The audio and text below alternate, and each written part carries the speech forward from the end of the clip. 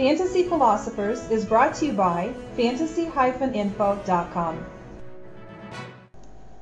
With just a spoonful of offense, the 49ers defense was allowed to have solid production as they didn't have to be on the field all day long, as the Niners could sustain some drives and score some points to help them out.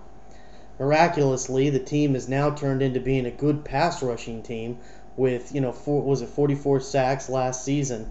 They are in a weak division, so that definitely helps give them some added bonus. You look at teams like the Rams, the Seahawks, they do not have good offensive lines, and they are definitely susceptible to giving up the sack, giving up turnovers because of that. And, even in Arizona, they took Arizona to the woodshed the two times that they faced them.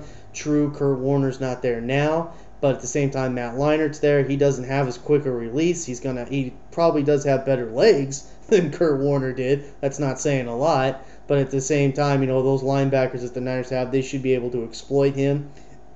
The San Francisco 49ers defense is getting a little bit easier schedule this season in the sense that, remember, last year they had to play, the NFC North.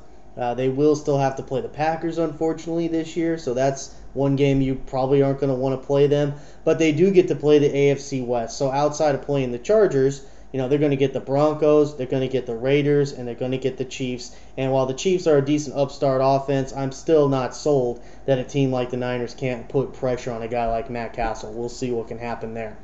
The main thing that you need to watch out for with the Niners defense is really when they do face those teams like the Packers, like the Chargers, and they will also face Drew Brees and the Saints in the second week on Monday night. So teams like that, potentially, and not always, because remember, they did take Kurt Warner to the woodshed a couple times that they faced him last season. So that doesn't always work out against this defense. But if they can't get that kind of pressure on that quarterback, as traditionally with many defenses, they're dead, because they don't have, and as most defenses don't have, that Darrelle Revis that can just shut your number one guy down. And that's why a guy like Revis right now is asking for, $20 million a year. It seems ridiculous, but at the same time, how many guys are out there that can do that and are as young as he is?